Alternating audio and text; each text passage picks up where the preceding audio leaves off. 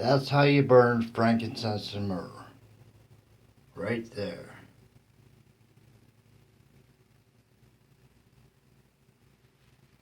You ignite the charcoal in your hand and drop it in there and drop a little bit of the frankincense and myrrh on the charcoal and let it burn. I like to take this and go everywhere I can.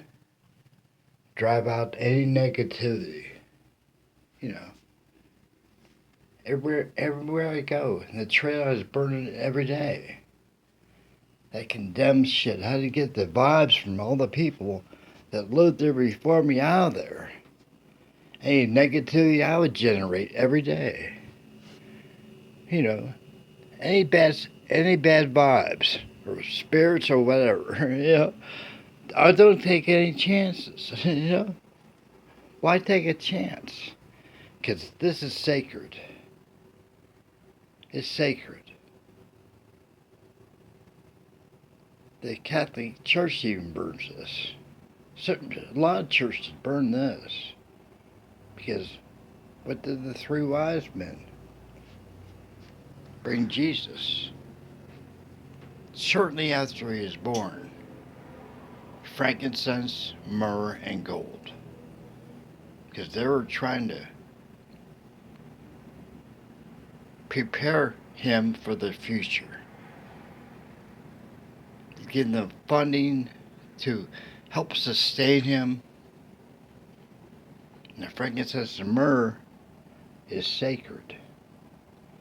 When he was crucified and died, Mary, his mother, and Mary Magdalene anointed him with frankincense and myrrh, his body, in that tomb, to help preserve him until the three angels came down and resealed the tomb and restored his body. Restored his body.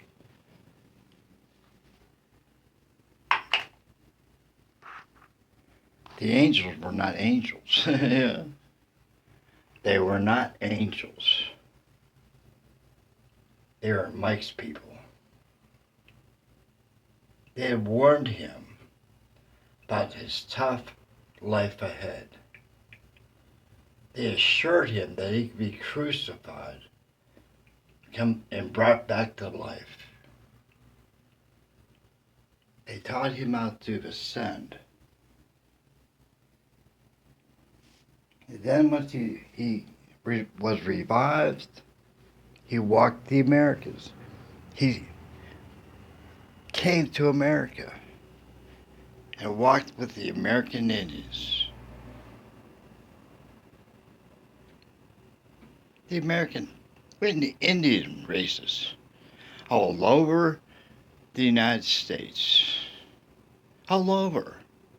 In Central America, as far as I know, and maybe even parts of South America. I don't know that, but parts of Mexico and parts of Central America, yes. And then he went from that era with the Elohim in his body, no spaceship needed, and went to their planet around Alpha Centauri. He resided there for years. For years. You know. Still resides there. As far as I know. As far as I know. I don't know for sure. I don't know anything for sure. Since 1977, I don't know anything for sure. Yeah. Because I haven't, as far as I know, I haven't met anybody like Mike again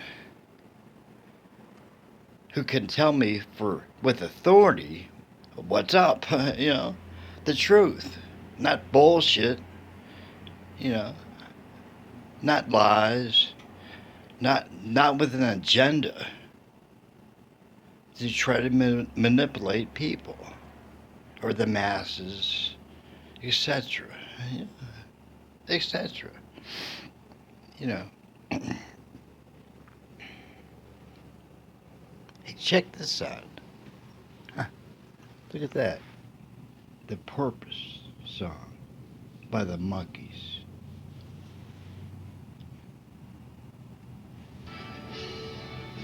Huh, the Monkees. That's YouTube music. That was off their very last album that we never bought that. It's called Head.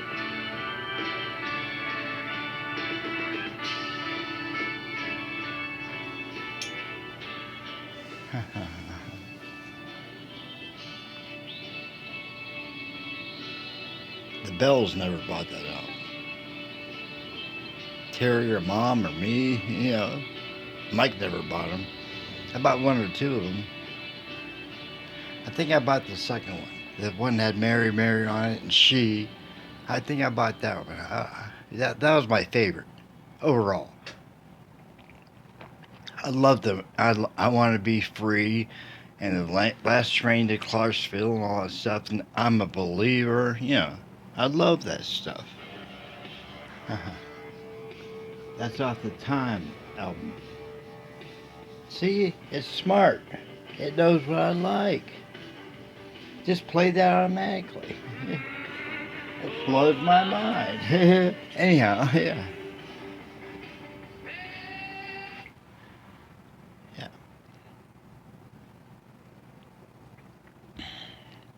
Oh, by the way, it's Thanksgiving, right? Here I am in this shit. This hellhole. I'm thinking about you. Not much I can do about it. Terry, remember a year ago? That was the day. I gotta step outside for a few minutes. That was the day I took the shelves off those cupboards in the kitchen. A year ago today. Mike called me repeatedly, like, so windy and cold out there. He called me repeatedly, pestering me,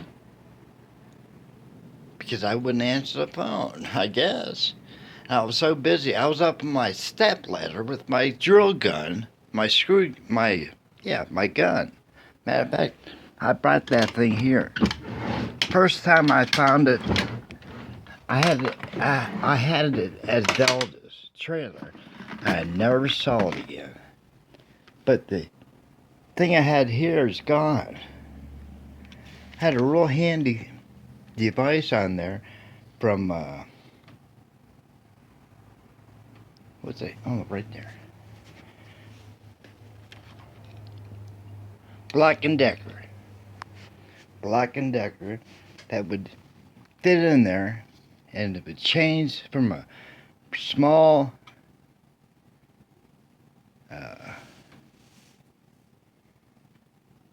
small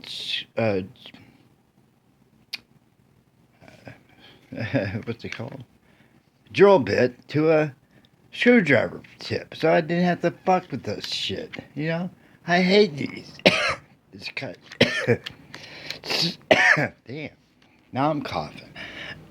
Anyhow, what I? I found that in a bag of shit that Mark and Velda packed up while I was at the Kiva Hotel and dropped off for me on August 2nd. I didn't even know it was in there. Matter of fact, guess what? Me and Velda went to Walmart one time, about the third day.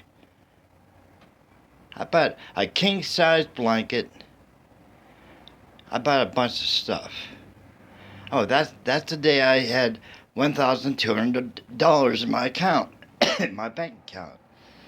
That was apparently the early money that I was expecting on August 8th that never came. But I bought a bottle of tequila, a big, regular size fifth. It was like $12. I thought, I could take the edge off with that. And I brought it, we got back to her trailer. I opened it up and I took one sip out of it. One sip. Closed the top of it, never touched it again. But she saw that and accused me of being a hardcore alcoholic and lying about it. Lying to her about it. As if it was any of her business. Because she drove Daryl into alcoholism. He was, yeah. Maybe that's too much for me. Daryl would drink. He would buy glass bottles of a gallon of cheap wine at once and drink them. There was hundreds of empty bottles on the property and piles every 100 feet. About 50 or 100 per pile.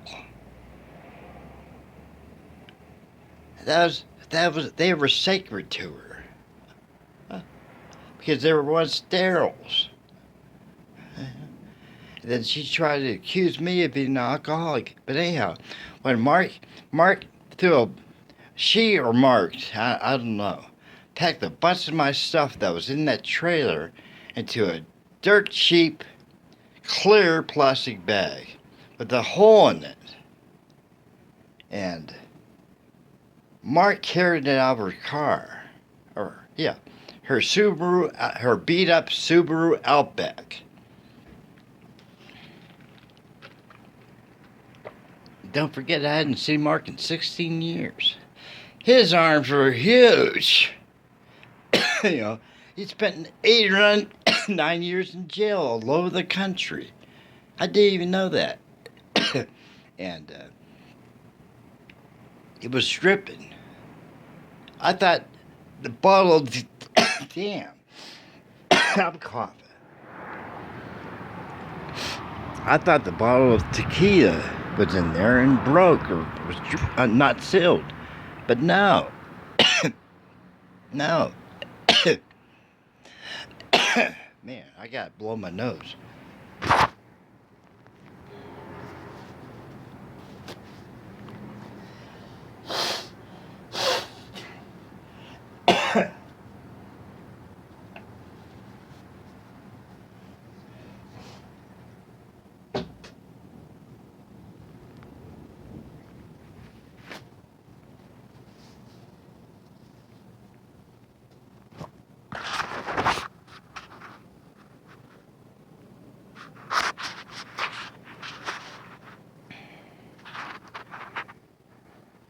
Where am I?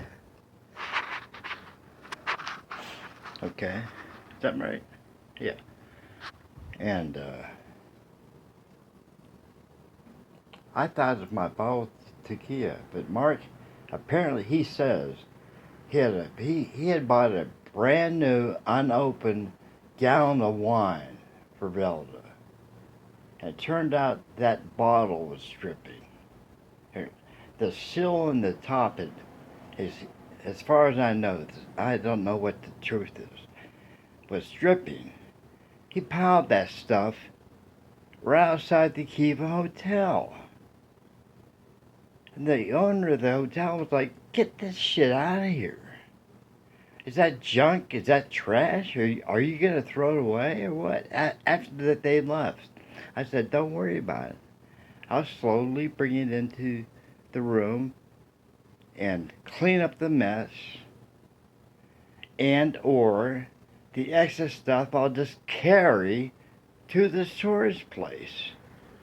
That's what I had to do. I had to pack up most of that shit. I had a carload of my stuff that Velda, but that we hauled to Velda's trailer to my storage place. I had to put it back on August 2nd. I called Dad up that night. Dad, right, August 2nd,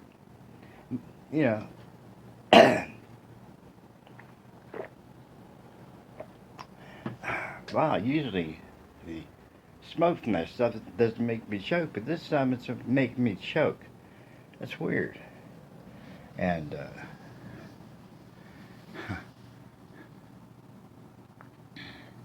anyhow, that put a damper on the guy who owns the Kiva.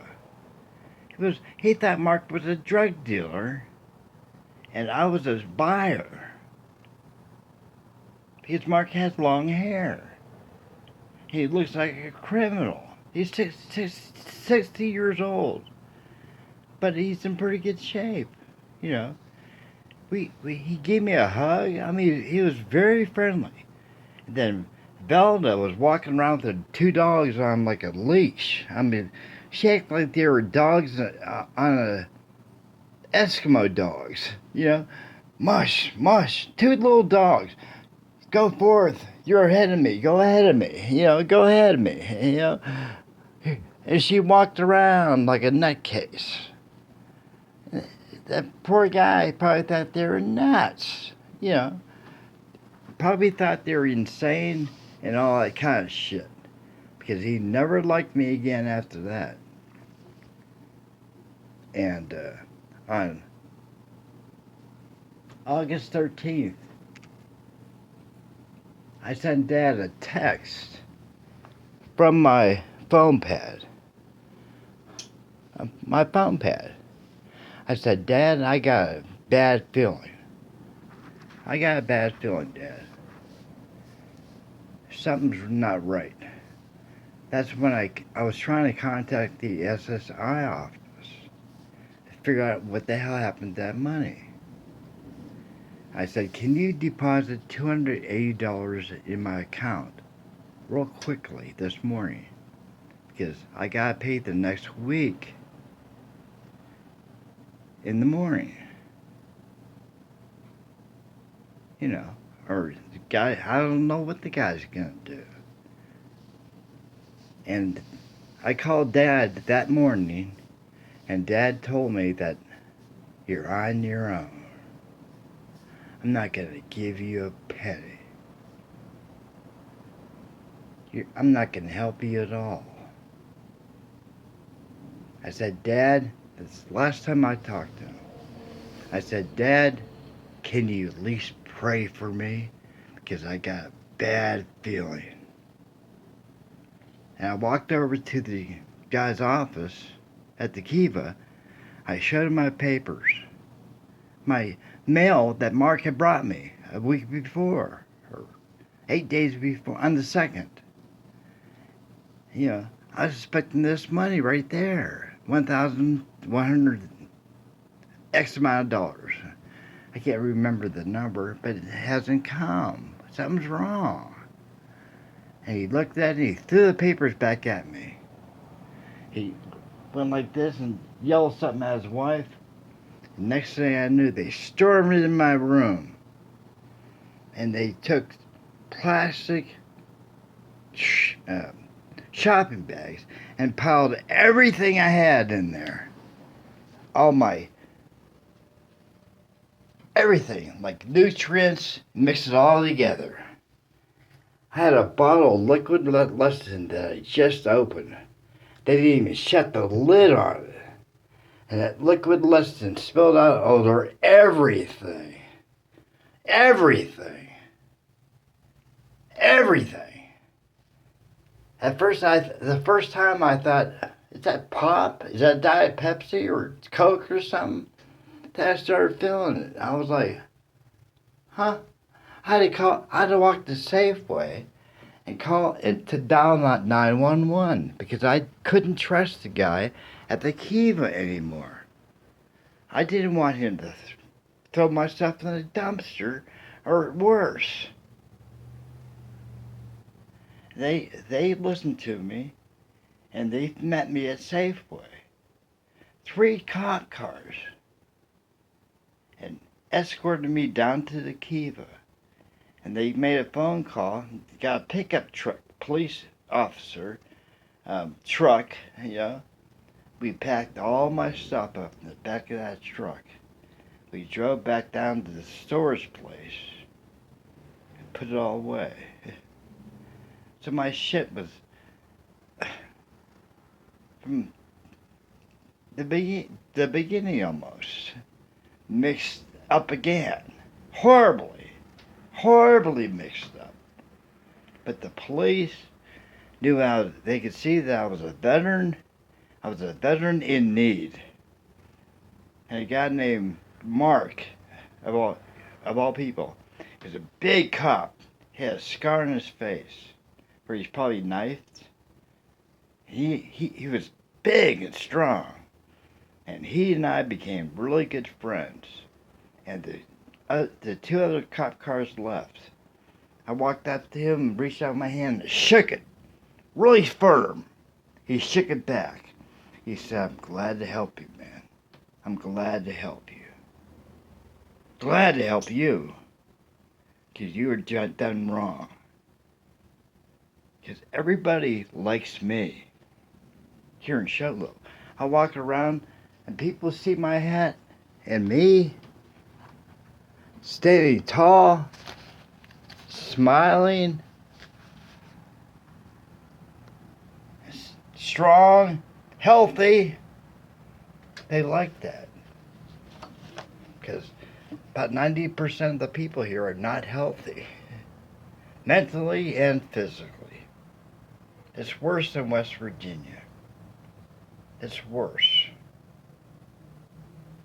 The hillbillies are bad. The hillbilly mentality. It's probably worse, except for the extreme,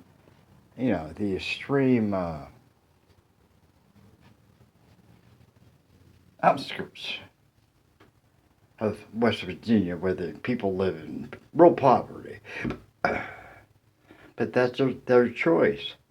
My choice wasn't to live like this. Oh, by the way, you know how they have snowbirds? Here, it's the exact opposite. The population of Show Low is about 10,000 to 15,000 people. In the summer, people come down from the valley in Phoenix, up here, north of here, they drive up from the 100,000 of them. So from about May to October, they live here. The people who have money live here in Show Low. And then in October, when it starts getting cold here, they go back to the valley. They call it the valley now, not the Quad Cities.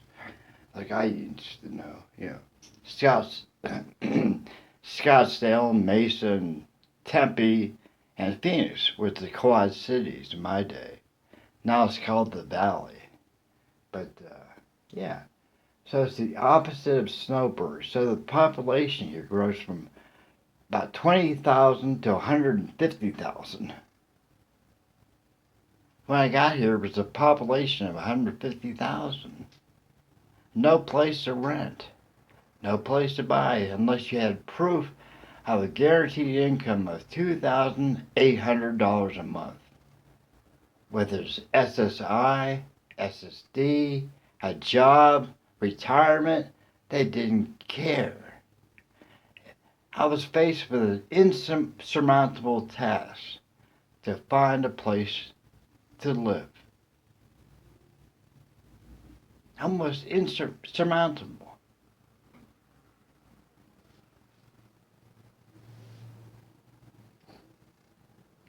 That's why I was so happy when I first got that trailer. I worked so hard to make it comfortable. There's no heat. And she wouldn't have fixed it. She's worse than Marcia. 10 times worse. She wouldn't spend any money. All she wanted was my money because I have a guaranteed income from SSI, or D. Now it's called D now. SSI to SSD. A guaranteed monthly income. A slumlord. That's all she was. Just like Marcia. Dad and Marcia got along so good because Marcia is just like Dad. They don't care about you. They care about their money. That's what's so important is their money. Let me show you something. You see that right there? That little vacuum cleaner I bought? It cost me 79 bucks. I bought that the end of September 2014. Right? By me buying that, I was going to use it at work. And by me buying that, I couldn't afford to pay the $80 that I owed for September rent. That's what started it, was me buying that. But she freaked out or whatever and took me to court, magistrate court, trying over 80 bucks because that cost 79. And Brett wouldn't lend me the money, couldn't lend me the money. He could lend me 5 or 10 or 20 bucks, but not 80 or not 100. I asked him for 100 bucks. I told him that I got a really bad feeling. It was like the 26th of September, and I had to come up to the money somehow by October 1st, then pay her money again. I didn't have it, So I decided not to give her a thing because she came to my porch. She came into my backyard. It was the last baseball game of the year. The last Reds game. I sat down after a long walk, Dollar General, Kroger, and Long John Silver's. And I got home after about 2 or 3 hours, put this stuff away and sat on my porch. There's a Reds game on, the last game of the year. And she wouldn't even come up my stairs. They were too dangerous. And she goes, "Get your money?" I was like, "Not right now. A day or two." Oh. I was like, what day is this? Oh. I miscalculated. That's all.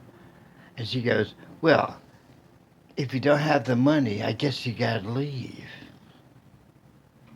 I said, "After 15 years, you're gonna talk to me like that?"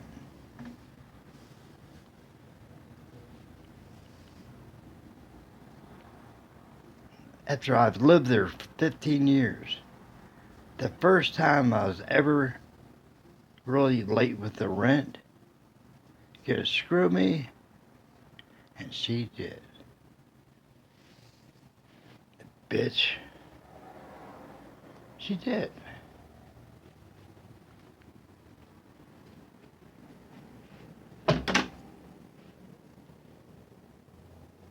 It's kind of hard to piece it all together and to say it, but she was just like that.